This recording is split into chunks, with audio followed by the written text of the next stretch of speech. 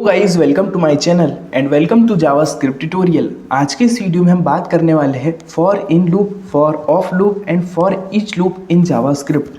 तो चलिए स्टार्ट करते हैं वीडियो को।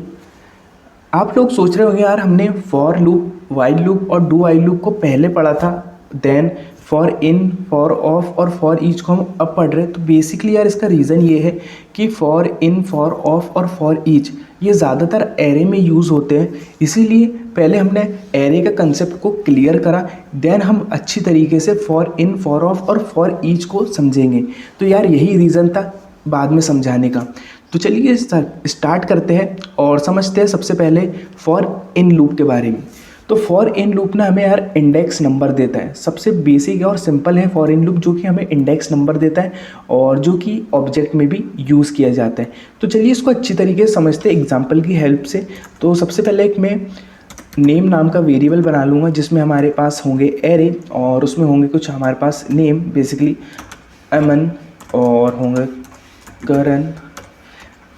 देन यहाँ पर हम लिख लेंगे सुफियान, यहाँ पर हम लिख लेंगे बेसिकली हम लिख लेंगे यहाँ पर शेख, इस तरीके से। तो मैंने एक एरे बना लिया जिसमें कुछ हमारे पास नेम है। और अब समझते कि फॉर इन लूप को लिखते कैसे और यूज़ कैसे होता है। तो सबसे पहले आपको फॉर इन को लिखने के लिए आपको लिखना पड़ेगा फॉर, देन यहाँ पर आपको लगाना है पैरेंथेसिस और इसके अंदर आप फर्स्ट में कुछ भी नेम लिख सकते हो। फॉर एग्जांपल हमको देना है कि फ्रेंड है ना, मैं देता हूँ फ्रेंड्स है ना। और आप हम क्या यूज़ कर रहे हैं फॉर इन, तो आपको लिखना है इन। और जो बेसिकली एरे वेरिएबल का नेम है उसको आप यहाँ पर लिखेंगे, उसको आप यहाँ पर लिखेंगे। सॉरी, मैं इसको हटा देता हूँ। जो बेसिकली एरे वेरिएबल का नेम है उसको आप यहाँ पर लिखेंगे कुछ इस तरीके से। तो मैंने एरे वेरिएबल जो नेम है, नेम को यहाँ पर लिख दिया। देन आपको यहाँ पर कर्ली ब्रेसेस लगाना है सिंपली। और अब हम लॉग करेंगे और लॉग में सिंपली लिखेंगे फ्रेंड को। किसको लिखेंगे हम? फ्रेंड्स को। तो बेसिकली यार जो नेम के पास पावर था कि जो सब वो एरे के वैल्यू को एक्सेस कर सकता था, अब पूरा पावर फ्रेंड के पास आ गया है। तो बेसिकली यार हमने देखा कि जो फॉर इन लूप है वो हमको क्या देखता है, सिर्फ इंडेक्स नंबर देता है डिफ़ॉल्ट, बाय डिफ़ॉल्ट वो हमें इंडेक्स नंबर देता है।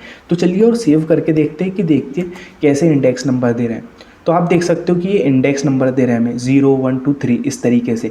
तो फॉर इन लूप का काम ही ये होता है कि वो बाय डिफ़ॉल्ट हमें इंडेक्स नंबर देता है।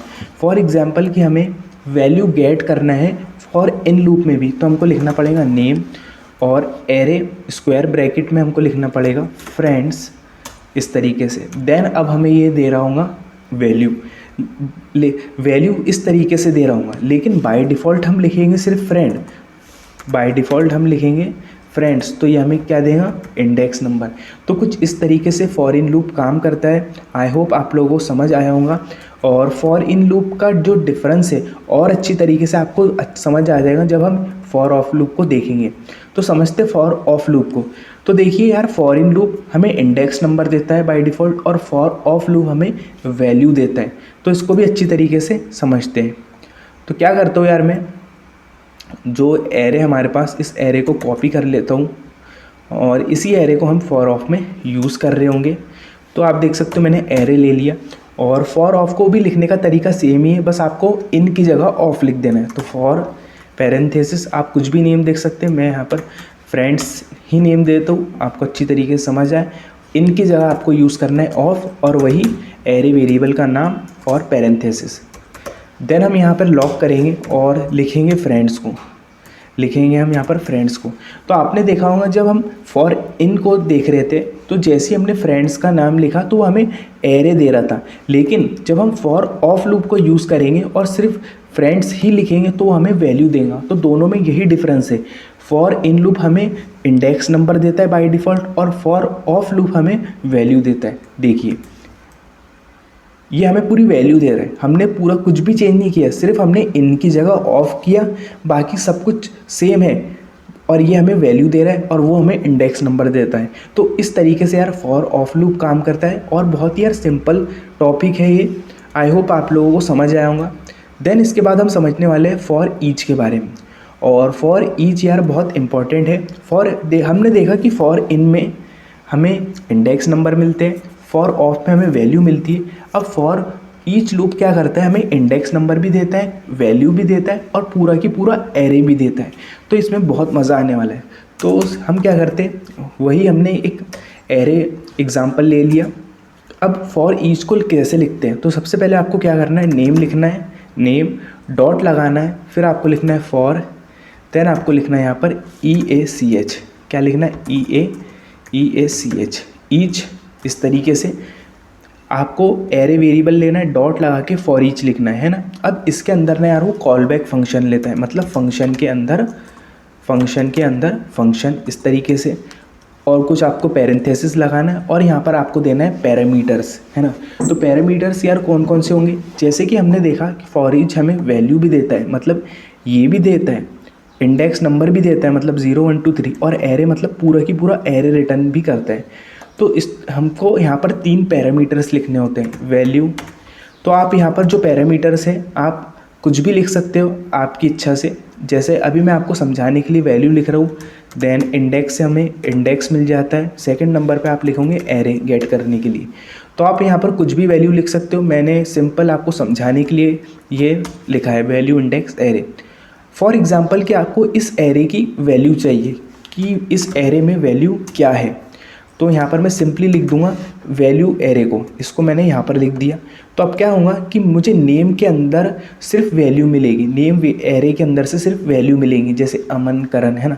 देखिए मैंने सेव किया तो मुझे अमन करण सुफियान शेख इस तरीके से मिल रहा है। अब मैं चाहता हूँ कि यार ये नेम वाला जो एरे है इसकी मुझे वैल्यू ना मिले, सिर्फ मुझे इंडेक्स मिले। तो हम क्या करेंगे, इस इंडेक्स को यहाँ पर लिख देंगे। आप देखो सिर्फ हमें इंडेक्स नंबर मिल रहा है।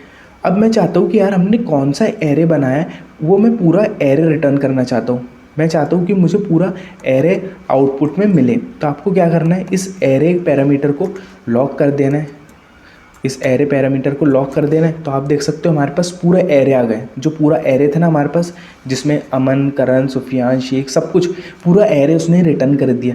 तो कुछ इस तरीके से यार फॉर ईच काम करते हैं। आप वैल्यू देंगे तो पूरी वैल्यू आ जाएगी, इंडेक्स तो इंडेक्स, एरे तो पूरा एरे।